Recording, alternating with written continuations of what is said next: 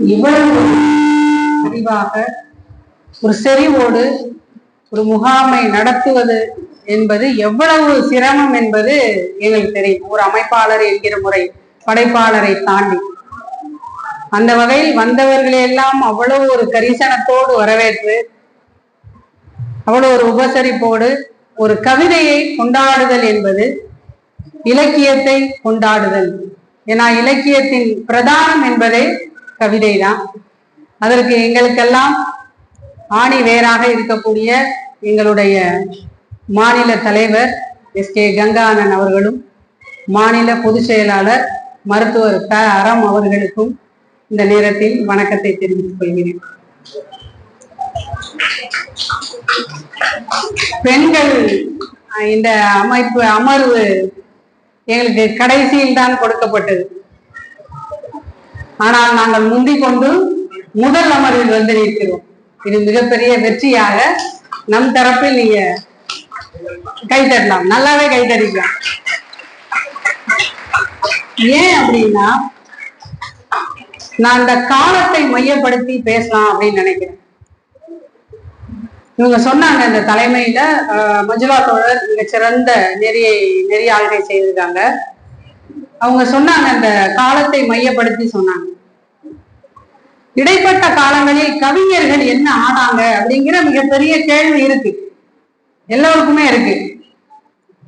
என்னை பொறுத்தவரை என்னுடைய வாசிப்பின் அளவில் அடிப்படையாக கொண்டு நான் யோசிச்சேன்னா, நிறைய கவிஞர்கள் இருந்திருக்க வாய்ப்பு இருக்கு. ஒன்று, வாய்ப்புகள் மறுக்கப்பட்டிருக்கலாம், அல்லது ஒட்டுமொத்தமாக மறைக்கப்பட்டிருக்கலாம். வரலாற்றில் மறைக்கப்பட்ட பெண்கள் நிறைய பேர் இருக்காங்க. இதை கவிதையோடு பெண்களின் வாழ்க்கையையும் சேர்த்து இந்த முகாமை கொண்டு சென்றால் இது சமூகத்திற்கான ஒரு முன்னெடுப்பாக இருக்கும் என்று நினைக்கிறேன். அந்த வகையில் இப்ப இங்க வந்திருக்க மாணவிகளுக்கு முதல்ல நாம யாருங்கிறத தெரிஞ்சுக்கணும். நம்ம ஏதோ பெண்கள் இல்ல, பெண்கள் ஏதோ படிக்க வரோம், படிக்க வச்சிருக்காங்க, முடிஞ்சா படிக்கிறோம், இல்லைன்னா பின்னாடி உட்காந்து பேசுறோம். பேசலாமா? பேசக்கூடாதுல்ல, உங்களுக்காக தானே நிக்கிறோம். அப்ப இப்படி இருக்கும்போது நம்ம யாருன்னு முதல்ல தெரிஞ்சுக்கிட்டாலும் இந்த மாதிரியான முற்போக்கு அமைப்புகள் என்ன சொல்ல வராங்க, நமக்காக ஏன் நிக்கிறாங்கிறது தெரியும். அதை படைப்புகளில் நாம முன்னெடுக்க வேண்டியது அவசியம். நீங்க வரலாற்றை முன்னோக்கும் போது கப்பல் துறையில எல்லாம் வந்து நீங்க போர்க்கால சூழலிலும் பெண்கள் இருந்திருக்காங்க. ஆனா அது பதிவு செய்கிற போது பெண்களோட பட்டியலை எடுத்துட்டாங்க. டோட்டலா பெண்களோட பட்டியலை எடுத்துட்டு ஆண்களோட பெயர்களை மட்டும்தான், அந்த வீர சாகசம், முதலில் கப்பலில் போனது, அப்படி இப்படின்னு அந்த உலக வரலாற்றில் பெண்கள், நீங்க குறிச்சுக்கோங்க, நான் இடையில ஏதாவது புத்தகம் சொன்னேன்னா பிள்ளைகள், உலக வரலாற்றில் பெண்கள் என்கிற மிக முக்கியமான ஒரு புத்தகம் இருக்கு. ஓரளவு நம்மள மீள் வாசிப்பு செய்ய முடியும் அந்த புத்தகத்துல. நீங்க எழுதும் போது முதல்ல நம்ம கவிதை தான் எழுதணும். எடுத்த உடனே சிறுகதையோ கட்டுரைகளோ எதுவுமே எழுதுறது இல்லை. முதல் நம்ம என்ன செய்யறோம், ஒருத்தரை வாழ்த்துறோம். பிறந்த நாள் வாழ்த்துக்கு யாராவது வெறுமனே பிறந்த நாள் வாழ்த்தெல்லாம் சொல்றது இல்லை. ஒரு நண்பருக்கு எழுதுறோம்னா ஒரு 2 வரி ஏதோ ஒரு எக்ஸ்ட்ரா போடுறோம் இல்லையா, அங்கிருந்துதான் தொடங்குது கவிதை. குழந்தைகள் எழுதும்போது அங்கிருந்துதான் தொடங்குது கவிதை.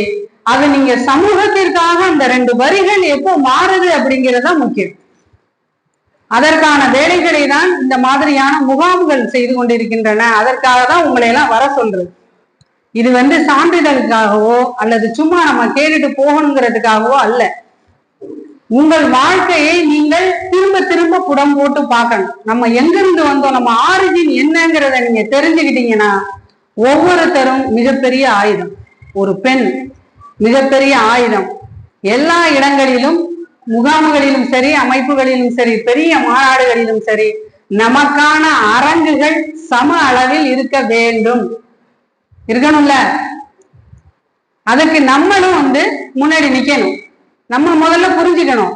ஏதோ ஒரு இது வைக்கிறாங்க அப்படின்னா, ஏதோ நம்மள பேச வைக்கிறாங்க அப்படின்னா நம்ம கருத்தை சொல்லிட்டு போறதோட நிக்க கூடாது. நாம பேசிட்டு போனோம்னா அடுத்த முகாமிலையோ அடுத்த மாநாடுகள்லையோ 2, 3 அமர்வாது பெண்களுக்கு வைக்க வேண்டும். அந்த ஒரு பேச்சு ஆற்றலை நீங்க கொடுத்துட்டு போகணும்.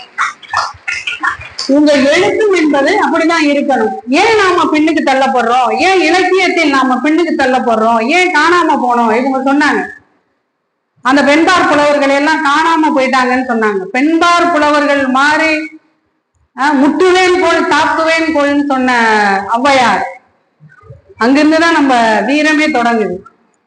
அவங்கெல்லாம் இருந்தாங்க. என்னவா இருந்தாங்கன்னா இடித்துரைத்தல், எதிர்த்து கேள்வி கேட்டாங்க. ஒரு கட்டத்திற்கு பிறகு அவர்கள் காணாமல் போனார்கள். அந்த காணாமல் போனதற்கான காரணத்தில் இதுவும் உண்டு. சரி, இப்ப நிறைய சங்க காலத்துல இருந்து பாரதி காலம் வரைக்கும் வந்துட்டாங்க. இப்ப நாம பேசுவோம் கவிதைகளை பற்றி. இப்ப நாம பேசணும் அப்படின்னா, நம்ம உலக வரலாற்றை பார்க்கிற போது வெறும் காதலை மட்டும்தான் பெண்கள் பேசிக்கிட்டே இருக்குமா அப்படின்னு ஒரு கேள்வி வருது. அப்படி இல்லை. உலக வரலாற்றில் நீங்கள் பெரும் புரட்சியாளர்களை எல்லாம் பார்க்கக்கூடிய பெண்கள் வெறும் கள செயல்பாட்டாளர்களாகவோ போராட்டக்காரர்களாகவோ மட்டும் இல்லை. மிகப்பெரிய எழுத்தாளர்கள், கவிஞர்கள். ஒரு கவிதை எழுத வண்ணதாசன் ஐயா சொன்னது மாதிரி ஒரு மனிதன் வேணும், ஒரு மென்மை வேணும். புரட்சியாளராக இருக்கவோ ஒரு மென்மை வேணும். நம்ம அந்த பாடி லாங்குவேஜ்லயோ சவுண்ட்லயோ இல்ல புரட்சி, மனதில் இருக்கக்கூடிய அந்த மனிதம் இருக்குல்ல, அதுதான் புரட்சி, மாபெரும் புரட்சி. அந்த புரட்சியை 3 பெரும் முக்கிய போராளிகள் செய்தாங்க, ரஷ்ய போராளிகள். ஒன்னு கிளாரா ஜெட்கின், இன்னொருவர் ரோசா லக்சம்பர்க், இன்னொருவர் என் நேசிப்பிற்குரிய அலெக்சாண்ட்ரா கொலண்டாய். ஆனா இவர்கள் 50-60 புத்தகங்கள் எழுதியிருக்காங்க. ஆனா நம்ம எல்லார் பார்வையிலும் இவங்களை பற்றி சொல்லும் போது என்ன சொல்லுவோம்னா, ரஷ்ய புரட்சியாளர்கள் மகளிர் தினத்தை கொண்டாடுவதற்கு காரணமாக இருந்தவர்கள் அப்படிங்கிறத நம்ம சொல்லுவோம். ஆனா அவர்கள் எழுதிய புத்தகங்களை பற்றி இதுவரை நாம பேசினதே கிடையாது. அலெக்சாண்ட்ரா கொலண்டாயோட கவிதைகளோட கூடிய அந்த காதல் அப்படிங்கிற ஒரு நாவல் உண்டு, குறுநாவல் உண்டு. மிக அட்டகாசமான ஒரு காதலை அவர் பேசியிருப்பாரு. அதெல்லாமும் நாம அதுல புரிந்து கொள்ள வேண்டும். அவர்கள் கேட்டது ஒரே வரிதான். அந்த போராட்டத்திற்கு பின் அவர்கள் ஒற்றை வரியில ஒரு முழக்கமா கவிதை எழுதினாங்க. அது போர்க்கால சூழல். அந்த ரஷ்ய போராட்ட அந்த போர்க்கால சூழல்ல கணவர் எல்லாம், ஆண்களுக்கெல்லாம் போரில் பங்கெடுத்து கை காலெல்லாம் போயிடுச்சு, பாதி பேர் இறந்து போயிட்டாங்க. பெண்கள் எல்லாம் ஒரு மாதிரி, பெண்களும் குழந்தைகளும் அனாதையா நிக்கிறாங்க.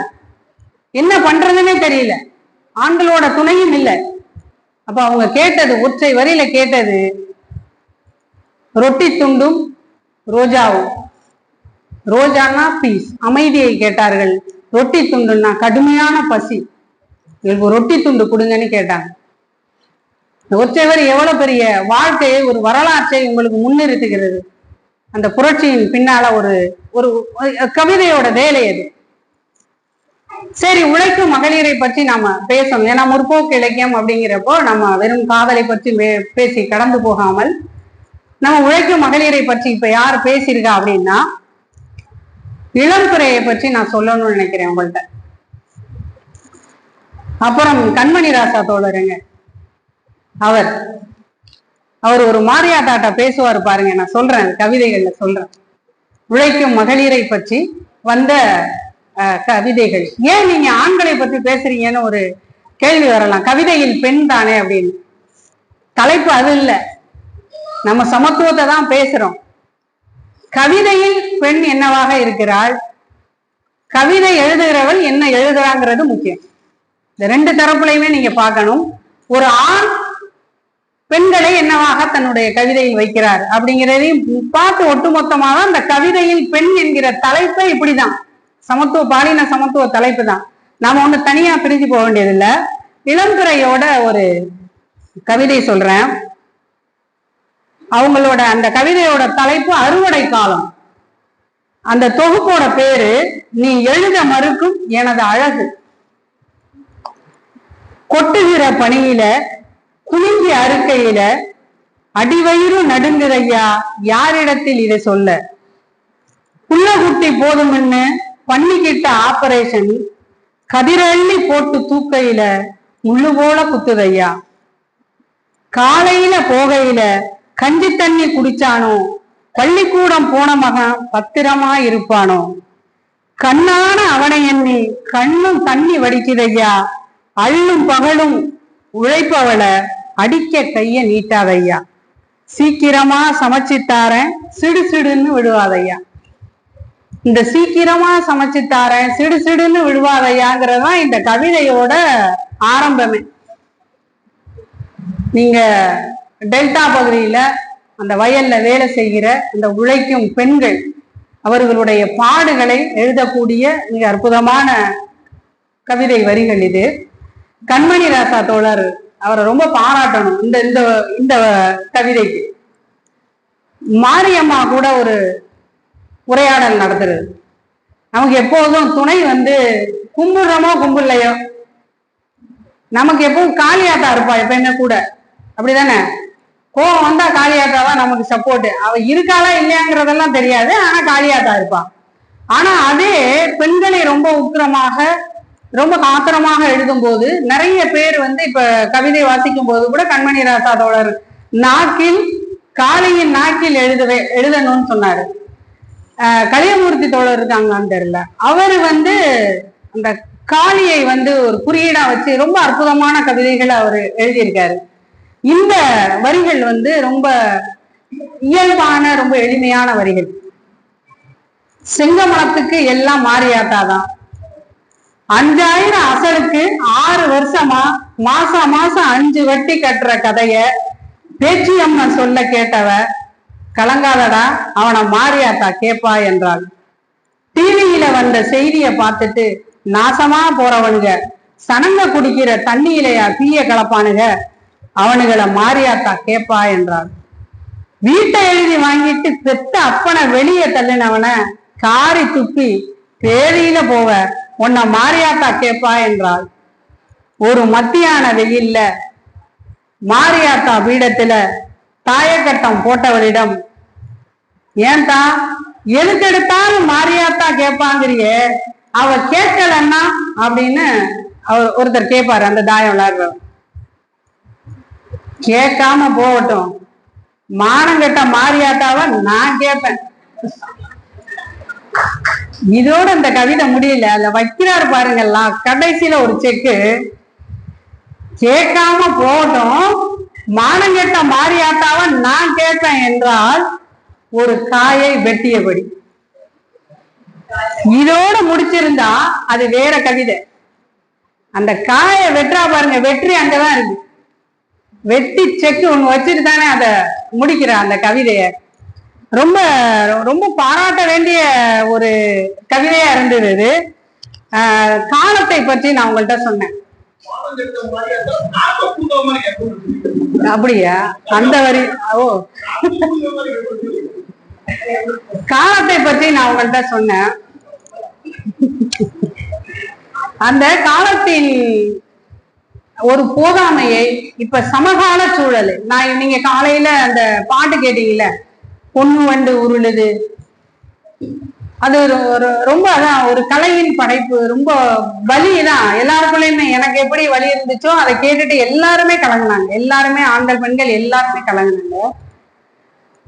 அது அது என்ன பண்றதுங்கிறதான். ஒரு மாதிரி படைப்புகள் கூட கையெழு நிலையில படைப்புகள் வருது. ஏடா பண்ற வெட்டி மனசுதான் வெட்டி சாச்சலாமான் தான் வருது, முடியாது இல்ல. அப்ப எழுதுவோம், கவிதை எழுதுவோம், பாடல் எழுதுவோம் அப்படிங்கிற மாதிரிதான். ஹமி முஸ்தபா தக்கலை தோழர் அவர் மிகச்சிறப்பான ஒரு கவிஞர். அவர் இரவு கூறின்னு ஒரு சங்க இலக்கியத்தோட தொடர்பு படுத்தி நிறைய கவிதைகள் வந்திருக்கு. என்ன வந்திருக்குன்னா, சங்க இலக்கியத்தையும் சமகாலத்தையும் ஒப்புமைப்படுத்தி நிறைய கவிதைகள் வந்திருக்கு. அதை நீங்க பாத்தீங்கன்னா இந்த காலத்தோட டிரான்சிட் பீரியட் புரியும். அப்ப எப்படி இருந்தது, இப்ப எப்படி மாறுது அப்படிங்கிறது உங்களுக்கு புரியும். அவரோட கவிதைகள் நான் சொல்றேன். காலத்திலும் இருக்கிறது ஆண் பெண் பாகுபாடு, இரவு குறி பகற்குறி என்பதும் திணைப்புலம் காத்தலும் புல் விரட்டலும் இலக்கிய சுவையன்றி வேறொன்றும் இல்லை. கார்ப்பரேட் உலகில் தமரறியா சேரியாக தமிழ்நாடு ஆன பிறகும் முனிவில் நல்லூர் இல்லையது. என்னதான் இருந்தாலும் இரவு சென்றது தவறே என்று குரல்கள் ஒலிக்கின்றன. நீங்க என்னதான் ஒரு பெண்ணுக்கு அநீதி நடந்தாலும் அவ ஏன் அங்க போனா அந்த ஒரு அதுதான் ஃபர்ஸ்ட் வரும். இந்த சமூகத்தை மாற்றணும், ஒரு சிந்தனையில் மாற்றம் வரணுங்கிறதெல்லாம் எந்த கேள்வியும் யாரும் தன்னை தன்னெழுச்சியாக மாற்றுகிறதாவே இல்லை.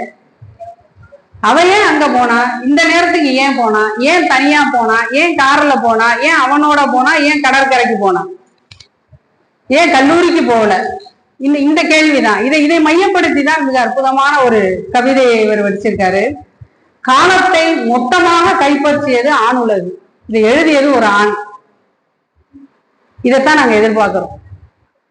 இந்த இடத்துல நீங்க கை தட்டுங்க, அவங்களுக்கு தட்டணும்ல. நம்ம இந்த மாற்றம் தான் வேணும். நம்மளே புலம்பிக்கிட்டு நம்மளே எழுதிக்கிட்டு இருக்கிறதுல ஒன்னும் பயன். நான் இப்ப இந்த பெண்கள் அரங்குல இவ்வளவு பேரை நான் இந்த பக்கம் நின்றுதான் நான் பேசணும்னே நினைக்கிறேன். ஏன்னா இந்த முகாம் முற்போக்கு அப்படிங்கிறப்போ நம்ம தோழர்களிடமிருந்து மாற்றங்கள் இருக்கு. இந்த மாற்றங்கள் இன்னும் விரிவாக போகணும். காலத்தை மொத்தமாக கைப்பற்றிய ஆணுலகு பெண்ணை எப்போதும் காலத்திலிருந்து தூரவே வைத்திருக்கிறது. காமம் என்ற ஒன்று பெண்களுக்கு இன்னும் உருவாகவே இல்லை. பிறப்பு முதல் மரணம் வரை காலம் என்ற ஒன்று இல்லாமலேயே அவளின் வாழ்க்கை அமைகிறது.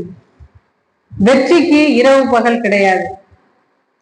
ஆண்களான உலகில் யாருக்கும் தெரியாத, யாரும் வரையறுக்காத அந்த நேரம் கொண்டுதான் இந்த கவிதையோட மைய புள்ளி. அந்த நேரம் கொண்டு வல்லுறவுகள் மீது நியாயத்தின் கவன் பொதியப்படுகிறது. இதான் அந்த கவிதையோட வரி. உங்களுக்கு புரியும்னு நினைக்கிறேன். விளக்கங்கள் ரொம்ப வெளிப்படையாகவே தான் சொல்லியிருக்காரு. சங்க காலத்துல இந்த சங்க கால அந்த தொன்மங்கள், இப்ப இவங்க கூட காலையில பேசினப்ப கூட சொன்னாங்க, சங்க காலத்துல இருந்து அந்த தொன்மத்தை எடுத்து நிறைய கவிதைகள் வந்திருக்கு அப்படின்னு. சக்தி ஜோதி தெரியும் தானே உங்களுக்கு? கவிஞர் சக்தி ஜோதி, இந்த மதுரை திண்டுக்கல், அவங்க ஒரு பெரிய ஆய்வு செஞ்சிருக்காங்க. நீங்க முயற்சி பண்ண ஆய்வு மாணவர்கள் அதை வாங்கி படிங்க. முழுக்க முழுக்க பெண் கவிஞர்களோட கவிதைகள், சங்ககால பெண் பார்ப்புலவர்கள், இந்த ரெண்டு பேரையும் மையப்படுத்தி ஒப்புமைப்படுத்தி அவங்க ஒரு கவிதை சங்ககால பெண் புலவர்கள் அப்படின்னு அதிலே போட்டிருப்பாங்க.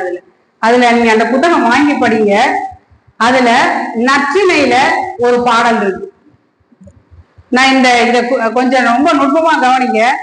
ஒரே செய்தி, ஒரு ஆண் எப்படி, அந்த சங்ககாலம் தான், இப்போ இல்ல சங்ககாலம் தான், அவர்கிட்ட இருந்து அது எப்படி வந்திருக்கு, ஒரு பெண் பார்ப்புலவர் எப்படி அந்த கவிதை வரி வருது, சமகால கவிஞர் ஒரு பெண் கவிஞர் அதை எப்படி பாக்குறாங்க அப்படிங்கிறத ஒரு ஒப்புமைப்படுத்தி நான் உங்களுக்கு அதை சொல்றேன்.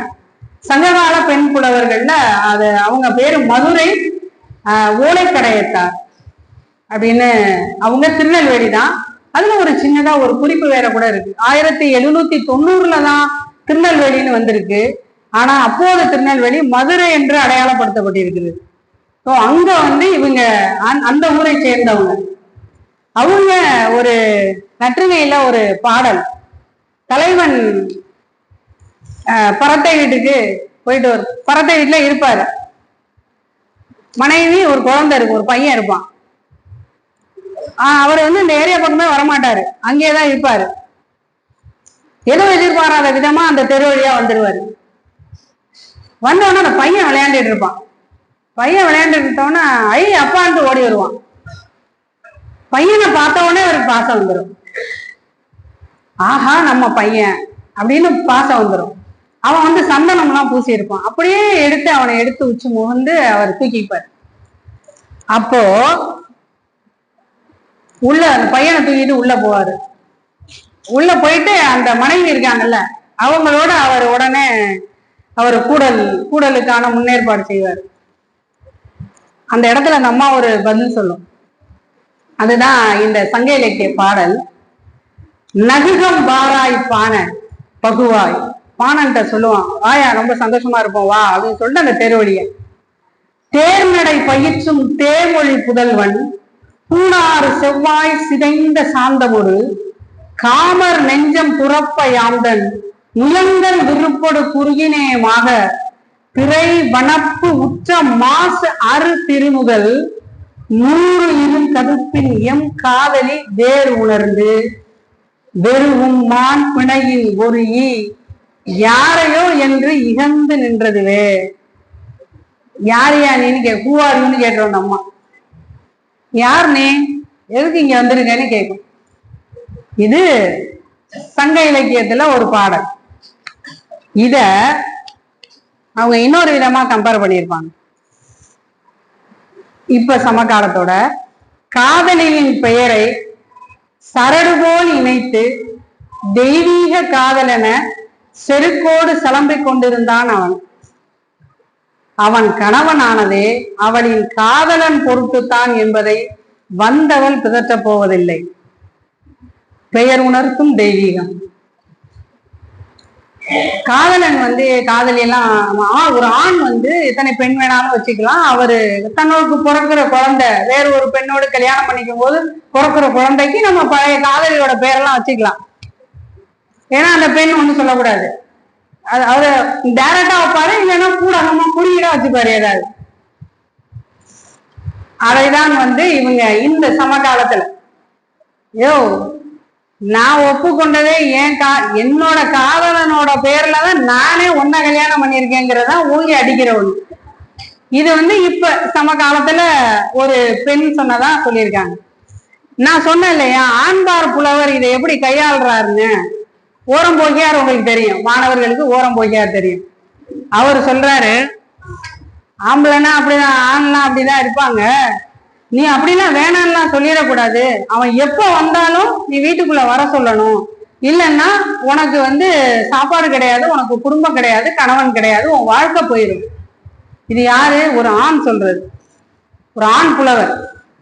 தேர்வழி புதல்வர் திறங்கு மூளை சுவப்ப வைகுணராகுதல் அறிந்தும் அறியார் அம்மதுடலும் ஓரே. இத உரையெல்லாம் நீங்க பாத்துக்கங்க. ஏன்னா அர்த்தம் இதுதான். எப்படி வேணா ஆண்கள் எப்படி வேணாலும் இருப்பாங்க, நீ அட்ஜஸ்ட் பண்ணிக்க. அவதான் ஒன்லைன் தான் இந்த சங்க இலக்கிய பாடல். இப்படிதான் சங்க இலக்கியத்துல இந்த தொகுப்பை வாங்கி படிங்க. சக்தி ஜோதியோட அந்த தொகுப்பை வாங்கி படிங்க. தி பரமேஸ்வரி இப்ப எழுதியிருக்காங்க. இது எனக்கு ரொம்ப பெரிய ஒரு மாபெரும் சிந்தனையை கிளர்த்தி விட்டது. உங்களுக்கு ஏதாவது புரியுதான்னு பாருங்க. திருவாலங்காட்டு திருப்பதிகம் தலைப்பு.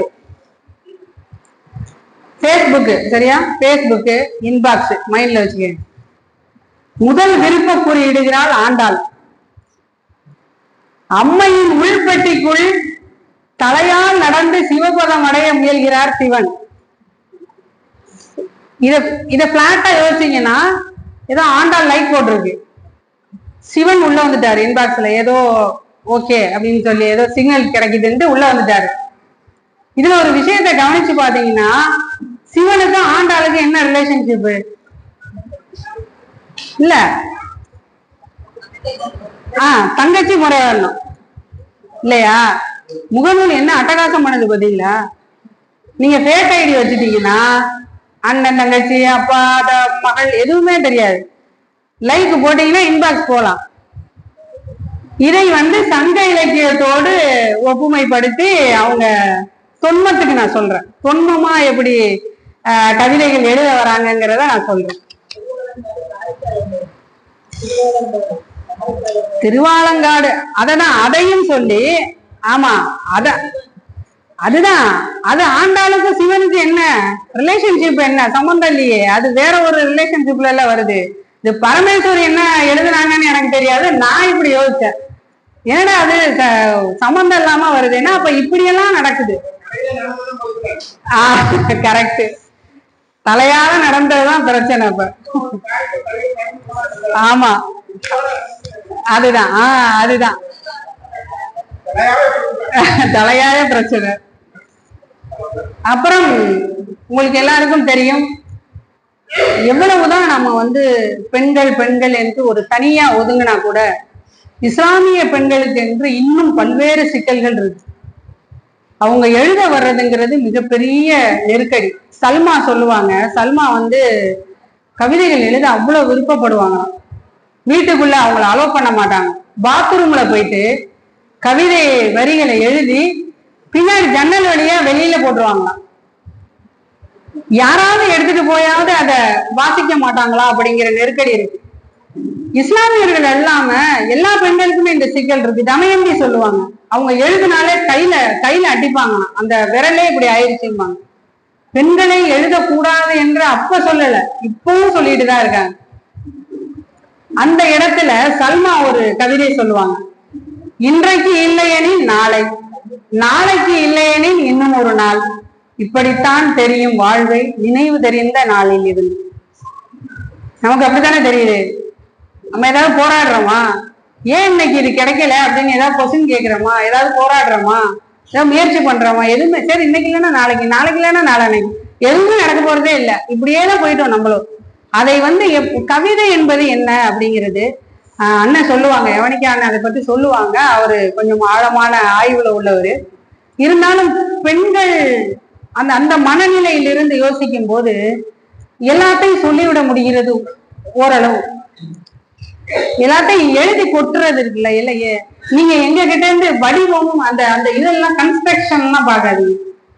நான் இப்ப சொல்றதுதான் இந்த பெண்களுக்கான இது.